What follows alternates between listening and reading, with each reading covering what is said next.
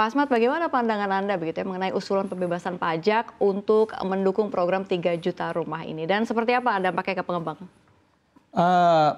Ini program yang sangat realistis dan sangat efektif, di mana daya beli masyarakat Indonesia tahun ini lumayan agak drop, sehingga mendrive kemampuan mereka untuk membeli rumah.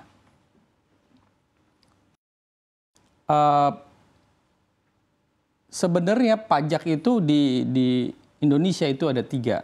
Ada PPN, PPHTB, dan PPH. Nah, untuk rumah subsidi, memang dari zaman dulu PPN-nya itu sudah bebas. Cuma PPHTB-nya ini ada wacana akan dibebaskan juga. Jadi PPHTB itu kan 5%, PPN sekarang 11%. Jadi di combine kurang lebih sekitar 16%. Itu dampaknya sangat-sangat bagus untuk industri properti di Indonesia. Oke, baik. Berarti mendukung ya Pak untuk PPNDTP di tahun depan?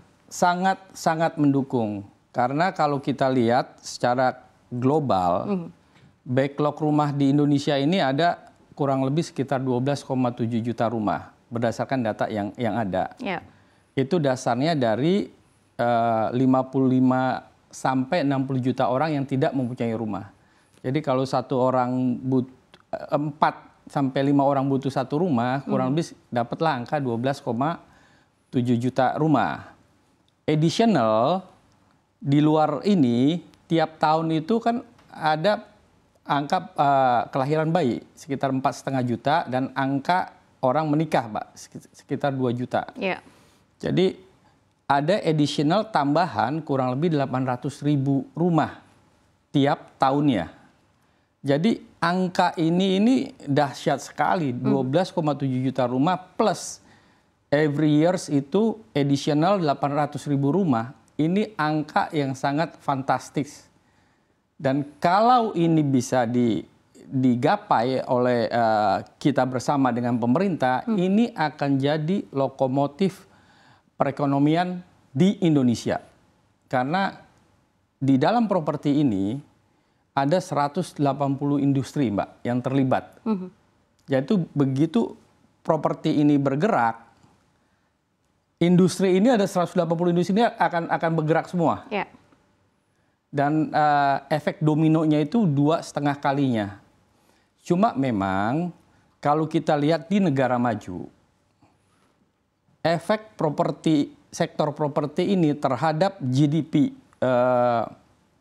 negaranya itu rata-rata di 20 sampai 30%. Nah, seperti kita tahu GDP kita ini kurang lebih sekitar 21.000 triliun. Kalau kita lihat sektor properti, barometernya kita lihat dari KPR-nya aja, Bu. KPR di Indonesia total hari ini sekitar 7.100 triliun, if I'm not mistaken ya.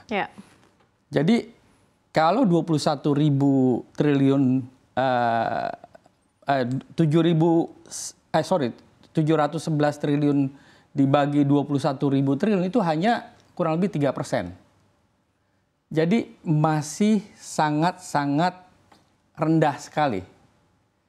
Jadi padahal ada 180 industri di bawah kita. Artinya kalau sektor properti bisa menyumbangkan 30% dari GDP nasional, secara otomatis perekonomian nasional akan naik. Nah, itu yang harus disadari oleh pemerintah. Sehingga kita melihat ini backlog rumah ini bukan sebagai masalah, tetapi sebagai opportunity.